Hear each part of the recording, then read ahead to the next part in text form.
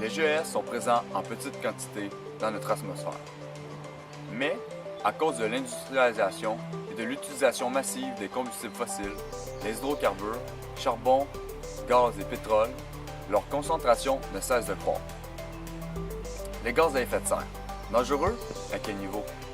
Tout le monde en parle, mais depuis combien de temps est-ce que c'est devenu un problème alarmant?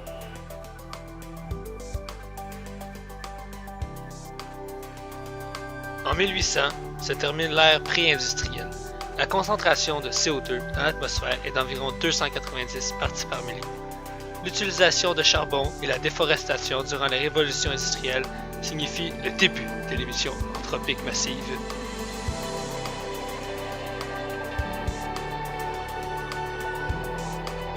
En 1870, la deuxième révolution industrielle s'amorce.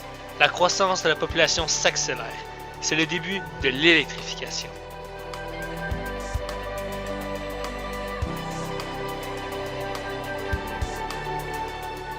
En 1920, on observe le commencement de l'exploitation à grande échelle des gisements pétroliers.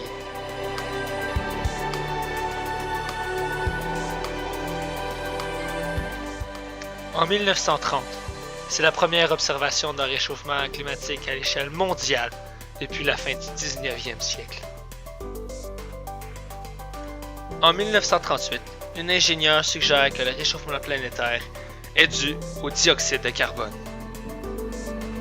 En 1954, Evelyn Hutchinson est la première biologiste à postuler une cause de l'augmentation du dioxyde de carbone atmosphérique, la déforestation.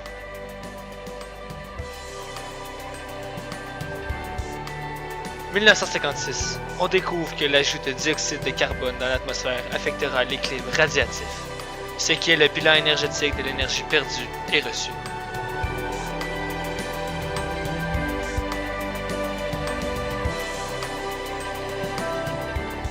En 1958, la concentration de dioxyde de carbone a augmenté depuis 1800 de 190 ppm à 315 ppm.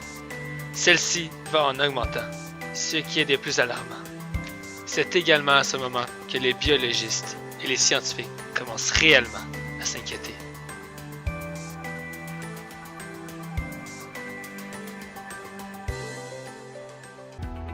En 1968, des études suggèrent la possibilité d'un effondrement des calottes glaciaires arctiques qui provoquerait une importante élévation du niveau de la mer.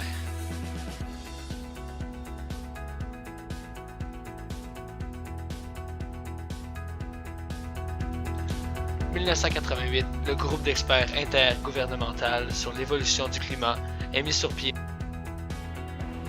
Au moment que les gaz à effet de serre furent reconnus dangereux et nocifs, une grande quantité d'organismes furent créés pour lutter contre ceux-ci et d'autres, déjà existants, s'attaquèrent à la problématique.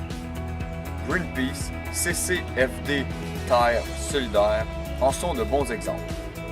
Beaucoup de pays signèrent des ententes pour réduire leurs GES. Par exemple, le traité de Kyoto.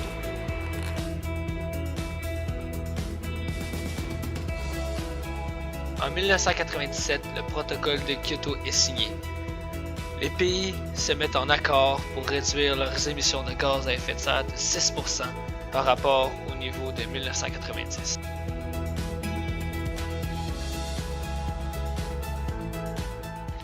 En 2005, la concentration de CO2 atmosphérique atteint 380 ppm.